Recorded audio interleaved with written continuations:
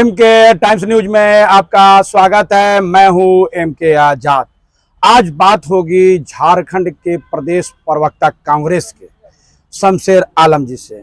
यूं तो शमशेर आलम लगातार कोई न कोई बात को लेकर सुर्खियों में बने रहते हैं, लेकिन हाल फिलहाल में उनका जो चयन हुआ है वो प्रदेश प्रवक्ता के रूप में किया गया है और उनके बाद लगातार कोई न कोई बात से कोई न कोई से कंट्राडिक्शन और इस तरह के तमाम बातों को लेकर शमशेर आलम सुर्खियों में बने रहते हैं।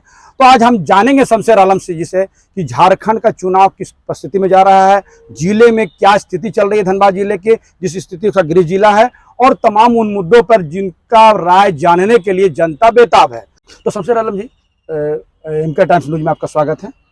तो शमशेर आलम जी, जनता जानना चाहती है कि प्रदेश प्रवक्ता के नाते आपको जो इतने दिनों के बाद, अंतिम दिनों के बाद आपको मतलब इस पद पर दिया गया, पहले चयन क्यों नहीं किया गया आपका?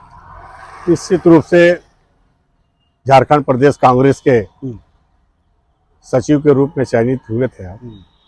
उसके बाद हमारे प्रदेश अध्यक्ष और प्रभारी महोदय को ये लगा कि नहीं, इसमें वो है पोटेंशियल की इनको प्रवक्ता बनाया जाए, तो प्रवक्ता ने मनोनीत किया। जो भी देखिए, संगठन में जो भी जिम्मेवारी देते हैं उसकी पूरी ईमानदारी और निष्ठा से काम करने का हम लोग को ये लालायित नहीं रहते हैं कि हमको ये चाहिए। सर, कांग्रेस पार्टी में राहुल गांधी का एक सपना था, एक व्यक्ति एक पद, और इसको लेकर पूरी तरह से कांग्रेस पार्टी इसी के इर्द गिर्द घूम रही थी।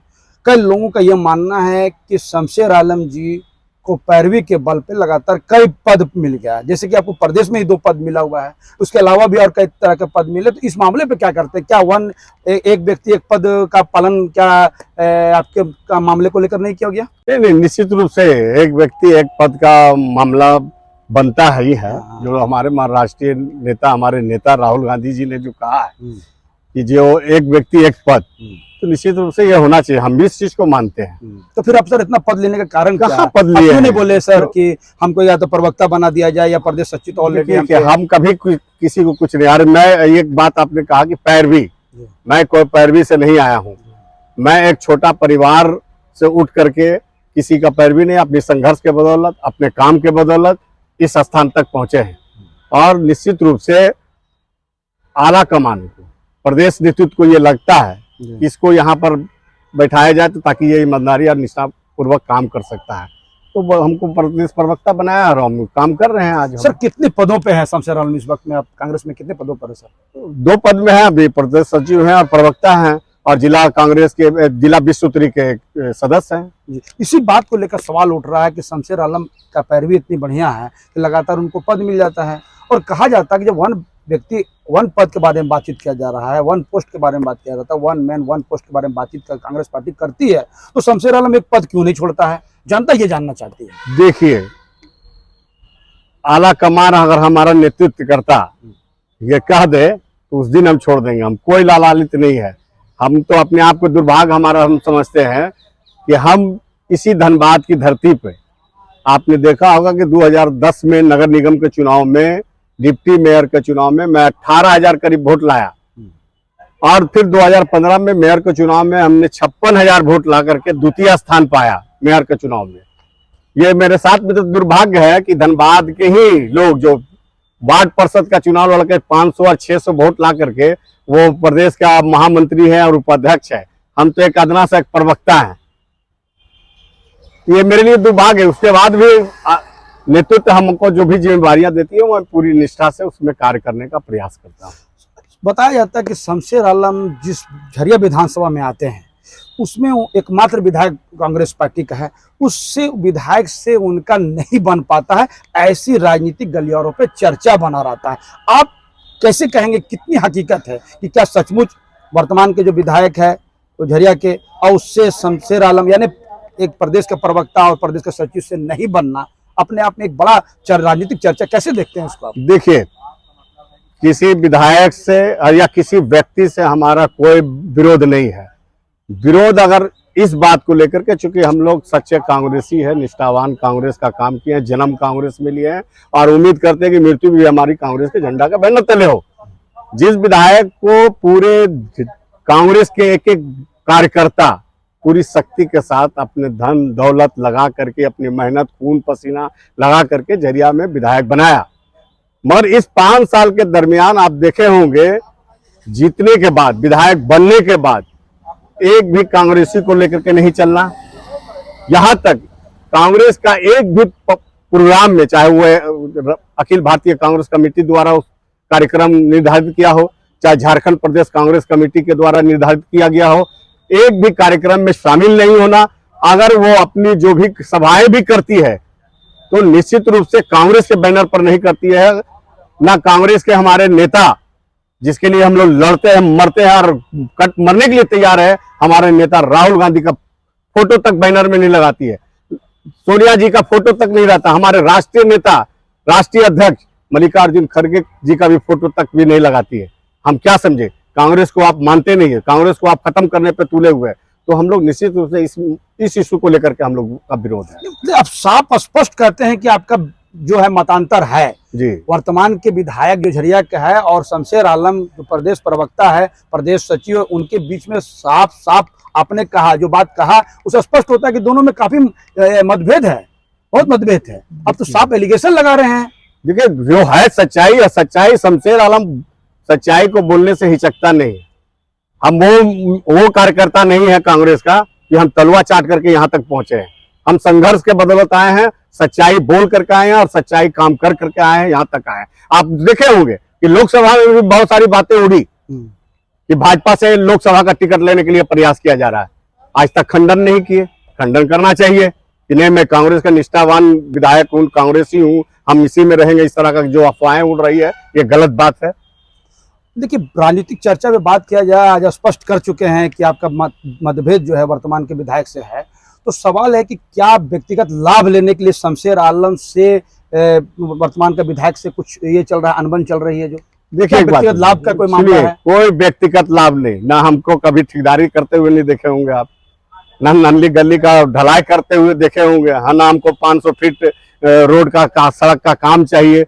अगर शमशेर आलम को अगर इस तरह का अगर सोचते, शमशेर आलम अगर इस तरह कार्य करता अपने कांग्रेस के बैनर तले, तो मेरे पास भी भीड़ है, आज भी भीड़ है। हम भी आउटसोर्सिंग में जाके आंदोलन करते और वहां रंगदारी बंधवा लेते हैं। मगर शमशेर आलम साफ सुथरा है। शमशेर आलम कभी रंगदारी का राजनीति नहीं किया। शमशेर आलम ना कभी व्यक्तिगत लाभ का कोई मामला नहीं है। मैं कभी व्यक्तिगत लाभ का बारे में सोचा ही नहीं। अगर सोचा होता तो शमशेर आलम इस जगह नहीं होता।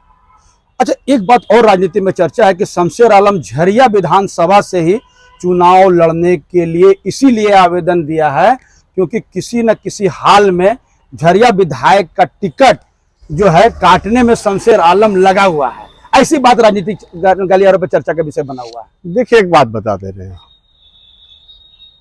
लगातार झरिया और धनबाद में हम संघर्ष किए। आपको हम बताए ना कि संघर्ष करके हमने ये साबित किया।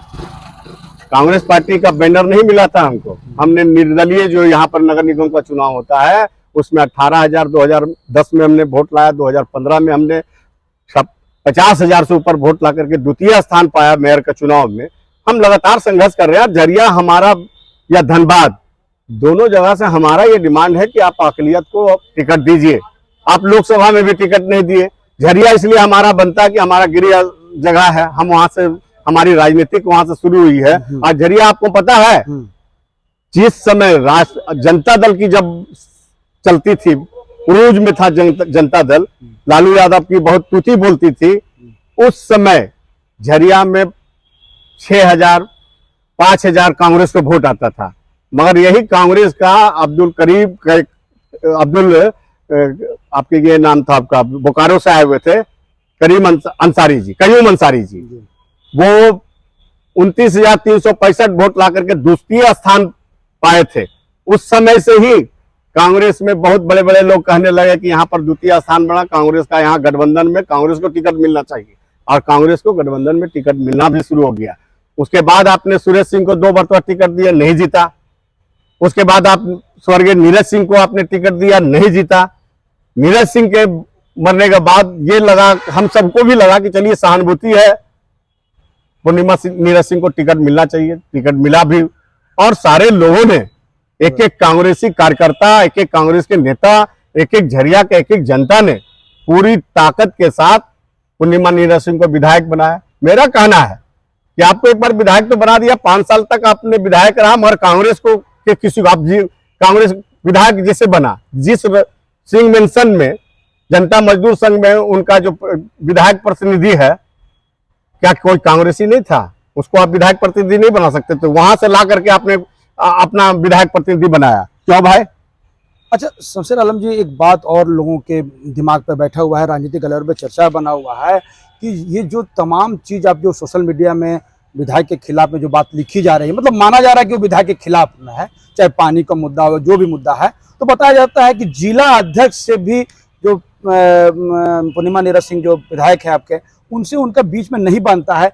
उन्हीं का कॉन्सेप्ट आप लिख रहे हैं।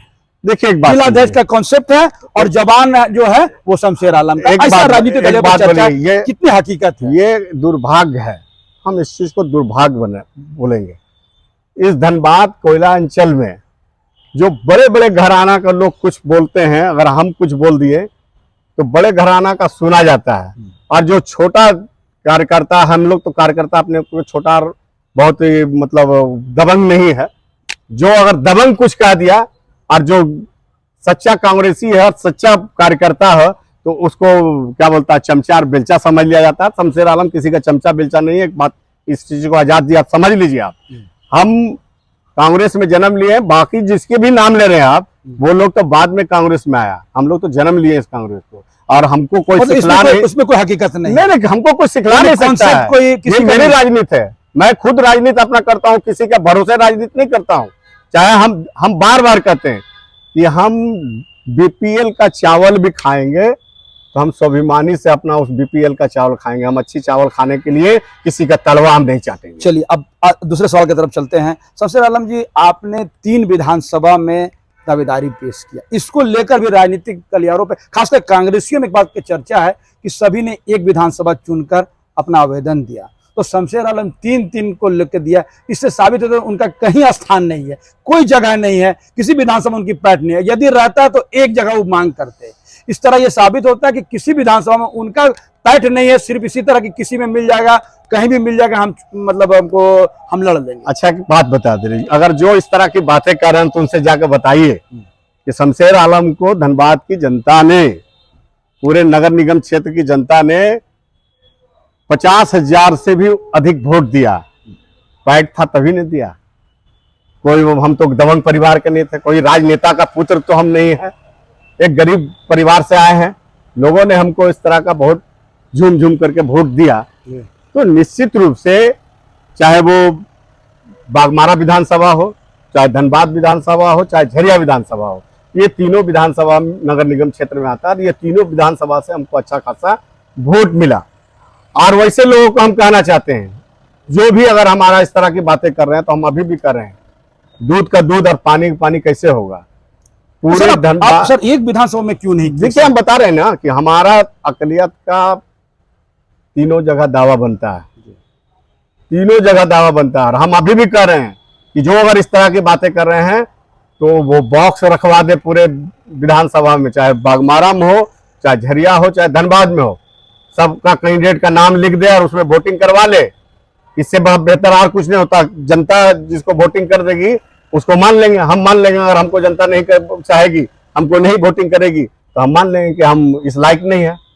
सिर्फ हवा में बात करने से नहीं होता है, जमीन में रहना होगा। हम तो 24 घंटा, हमको कोई बॉडीगार्ड और कोई ड्राइवर की आवश्यकता नहीं है। हमको कोई भी जनता हमको बुलाता है तो हम 12 बजे रात में भी, हमको उस समय नहीं खोजते कि बॉडीगार्ड कहाँ है, मेरे साथ में 8-10 गो लटकन झटकन कहाँ है, ड्राइवर चाहिए। हम इस चीज को नहीं आते, हम दौड़ जाते हैं 12 बजे हो या 2 बजे, हमको डर भी नहीं लगता। सर एक बात और राजनीतिक गलियारों पे चर्चा है कि जो शमशेर आलम साहब की जो राजनीति है वो चंद अच्छे मतलब एसी में बैठने वाले लोगों के बीच में इर्द गिर्द घूमता है और उन्हीं को लाभ पहुंचाने के लिए तमाम तरह के बात और या राजनीति या रणनीति शमशेर आलम बनाता है। कैसे देखते हैं, क्या कितनी सच्चाई है इसमें? उस देखिए, वही कहावत है ना, गरीब की मौगी सबकी भौजी।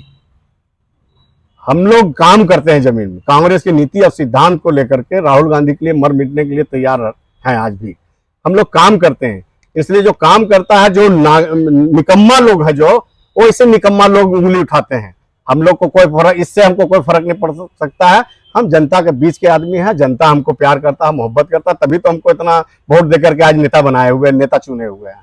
मतलब इसमें कोई हकीकत नहीं है कि कुछ लोगों का बताया जाता है कि आप कुछ लोगों का लाभ लेते हैं तो उनका प्रशंसा करते हैं, कभी उनकी लॉबी में चले जाते हैं, कभी उनकी लॉबी में चले जाते हैं, इस तरह की बात जो है राजनीतिक गलियां पर धनबाद में चर्चा होता है। अच्छा आजाद बाबू, एक बात बता दे रहे हैं हम, जब 2015 या 2010 में हम जब चुनाव लड़ रहे थे, एक भी, आप भी इसी धनबाद की धरती पे है, एक भी वैसे लाभ पहुंचाने वाला व्यक्ति क्या मेरे साथ खड़ा था क्या?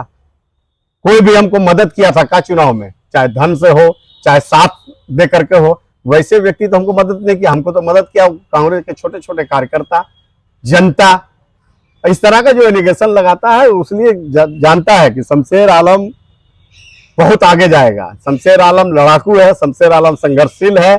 वैसे लोग का हम चमचागिरी नहीं करते हैं, तलवार नहीं चाटते हैं, वही लोग इसी तरह का उंगली उठाता है। सर एक बात की और चर्चा अब इस बात का है कि शमशेर आलम साहब लगातार सुर्खियों में बनने के लिए तरह तरह के बयान देता है। जैसे अभी आप झरिया विधायक एकमात्र विधायक के खिलाफ में मोर्चा खोला, अब आपको क्या अनुशासन का डर नहीं लगता है कि आपके अपने विधायक के खिलाफ इस तरह का, अब चुनावी वर्ष चल रहा है, चुनावी महीना चल रहा है और उसमें शमशेर आलम लगातार एलिगेशन लगा रहा है, अपने ही विधायक क्या अनुशासनहीनता के दायरे में आता है कि नहीं? देखिए, हम अपने माननीय नेता, हमारा नेता माननीय राहुल गांधी से सीखा है हमने कि डरो मत, जो सच्चाई है वो बोलो।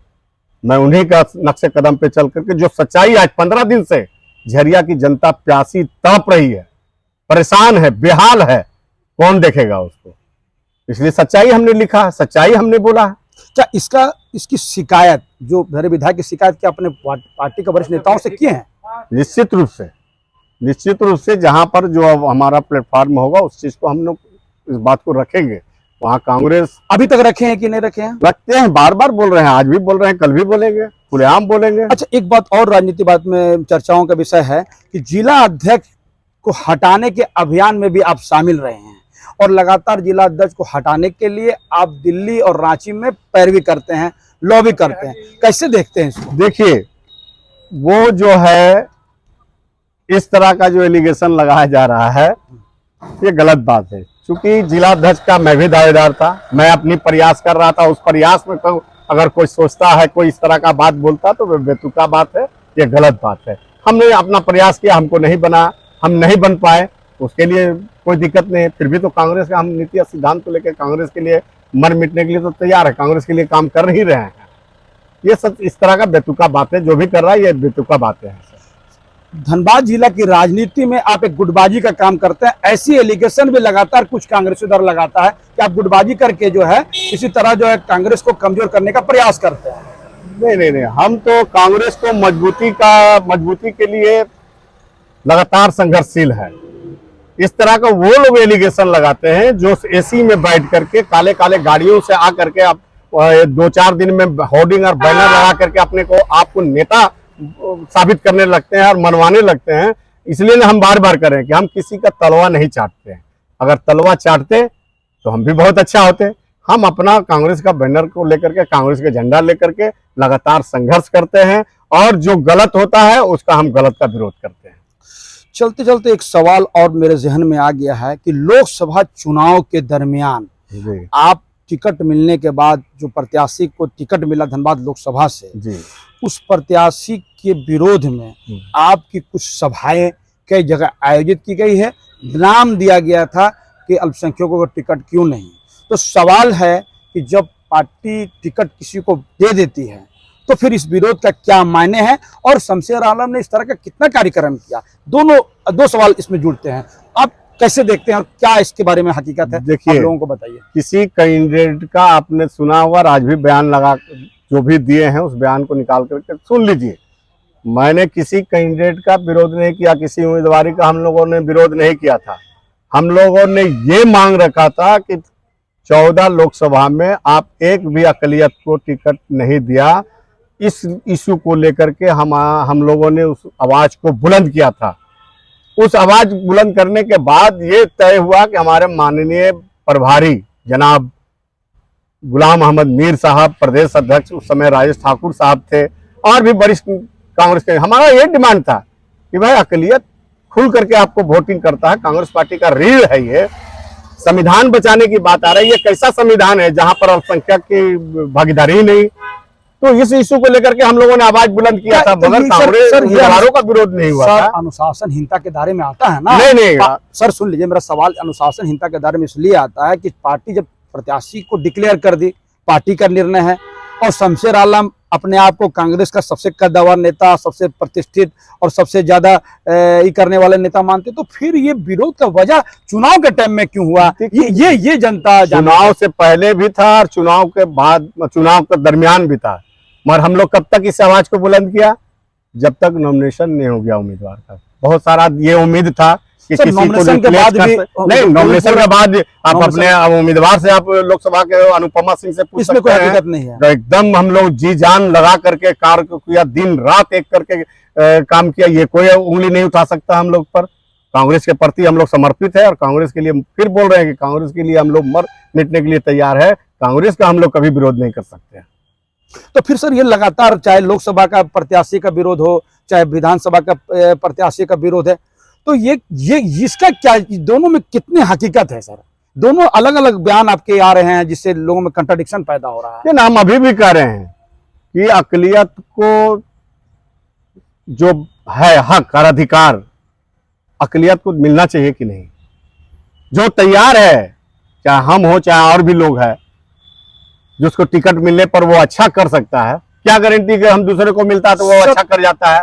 सर एक सवाल और, आपको ज़्यादा आपका समय नहीं लूंगा, एक सवाल और भी है सर। लगातार यहाँ पर हरियाणा से लेकर कई जगह फिर मॉब लिंचिंग हुई, और इस मामले को बड़े जोर से राहुल गांधी ने उठाया था, लेकिन दुर्भाग्य की बात यह है कि ना झारखंड कांग्रेस में ना ही शमशेर आलम का एक बयान इस मामले पर आया। नहीं। तो इस मामले पर यदि बयान आया होगा, लेकिन वो कार्यक्रम जो अल्पसंख्यक विभाग है आपका, जो कांग्रेस का, उन्होंने भी कोई आवाज नहीं उठाई और ना ही कोई कार्यक्रम पेश किया। क्या मैसेज देना चाहता है? शमशेर आलम को कोई बयान आया क्या इस मामले पे? नहीं, एकदम मॉब लिंचिंग के बारे में हम लोगों ने बयान किया, बयान दिया है और सोशल मीडिया में भी लगाया अपने तरफ से कार्यक्रम भी। और निश्चित रूप से आपने देखा हो कि झारखंड में इलियास का जो हुआ था मॉब लिंचिंग, हम लोगों ने पूरा धनबाद को जाम करने का ऐलान किया था, उस पर बहुत तरह की बातें हुई। अभी जो हाल फिलहाल जो हरियाणा में और जो वहाँ दिल्ली के आसपास में जो हुआ मॉब लिंचिंग, उसकी मैं बात कर रहा था सर। उसको लेकर ना आपका बयान आया, ना प्रदेश का जो अल्पसंख्यक विभाग है उनके तरफ से कोई कार्यक्रम योजना की क्या मैसेज है? लगातार सुनिए, लगातार आपके देख रहे होंगे राष्ट्रीय अध्यक्ष जो अल्पसंख्यक विभाग का है इमरान प्रतापगढ़ी जी, हमेशा इस बारे में बात किया है। सर वो आप हम पर भी एलिगेशन जो लगा रहे हैं, सर, वो लोग कहाँ गए थे? आप आजाद जी सुन लीजिए, ये बता दे रहे हैं, जो दम भरते हैं जिले में, धर्मनिरपेक्ष का दम भरते हैं, कांग्रेस का लीडर की बात करते हैं, वैसे वैसे लोग से हम पूछना चाहते हैं, जब एनआरसी की धरना प्रदर्शन इसी धनबाद के वासेपुर हो, चाहे नया बाजार में चल रही थी, या धनबाद का निरसा में हो, कतरास में हो, उस समय बहुत एक दो लोग गिने चुने लोग नजर आ रहे थे। शमशेर आलम तो लगातार उस धरना प्रदर्शन में शामिल होकर उसका विरोध हो रहा था, कर रहा था। सर मेरा सवाल इसलिए शमशेर आलम से कि शमशेर आलम ही अल्पसंख्यकों के हितैषी बनने का एक कॉन्सेप्ट तैयार कर लिया है। बताया जाता है कि शमशेर आलम अल्पसंख्यक का एक बड़ा लीडर बनने का अपनाई है, तो फिर जब अल्पसंख्यक का हितैषी बनने का शमशेर आलम प्रयास कर रहा है, तो ऐसे मुद्दे पे खामोश क्यों हो जाता है? जनता ये जानना चाहती है। किसी मुद्दे पर खामोश नहीं होता, सिर्फ अल्पसंख्यक ही नहीं है, जिस भी किसी हर धर्म, हर लोगों को मैं सम्मान देता हूं, और किसी का भी ऐसा नहीं है कि अल्पसंख्यक है तो इसी का काम करना है। मैं हर धर्म का साथ लेकर के जब भी जरूरत पड़ा शमशेर आलम खड़ा नजर आता है। अच्छा सर, एक सवाल के बाद हम अपना सवाल को खत्म कर देंगे। यदि शमशेर आलम को धनबाद विधानसभा, झरिया विधानसभा और बाघमारा विधानसभा, ये तीनों में टिकट बांटने के लिए दे दिया जाए, तो शमशेर आलम की पहली प्राथमिकता किनको लेकर होगा? किस प्रत्याशी को तीनों विधानसभा में आप टिकट देने का, यदि आपको अधिकृत कर दे पार्टी कि आपको टिकट बांटना है तो? देखिए, हम तो अपने नेता राहुल गांधी के नक्शे कदम पे चलेंगे, माननीय राहुल गांधी के नक्शे कदम पर चलेंगे। वो खुद कह रहे हैं जिसकी जितनी आबादी उसकी उतनी भागीदारी। वहाँ हम दलित को भी चुन लेंगे, बैकवर्ड को भी चुन लेंगे, अकलियत को भी चुनेंगे, तो जिसकी जितनी आबादी होगी हम उसको चुन लेंगे। उसकी जो अधिकार है उसको अधिकार हम दे देंगे। हम अपने राहुल गांधी के नक्शे कदम पर ही चलेंगे। अच्छा सर, एक अंतिम सवाल करता हूँ, झारखंड में कितनी सीटों पर कांग्रेस पार्टी चुनाव लड़ेगी? ये तो अभी सारा हाईकमान हमारा तय करेगा, जो तय करेगा हम लोग साथ हैं। जेएमयू कितना सीट दे रहे हैं? वो जो बोले तो कि जो हाईकमान तय कर देंगे, आरजेडी को? जो भी है इस मामले में हाईकमान अधिकृत है और हाईकमान ही इसको। सर, आप प्रदेश के प्रवक्ता है तो क्यों जानकारी क्या आपको? निश्चित रूप से जिस दिन जानकारी होगा पहले हम आपको बता अभी देंगे। इस तरह का कोई बात नहीं किया जा वो रहा है? हाईकमान का बात चल रही है, जिस दिन आप ये जानकारी होगा सबसे पहले मैं आजाद बाबू को बता दूंगा। बहुत बहुत धन्यवाद संस्था। शुक्रिया।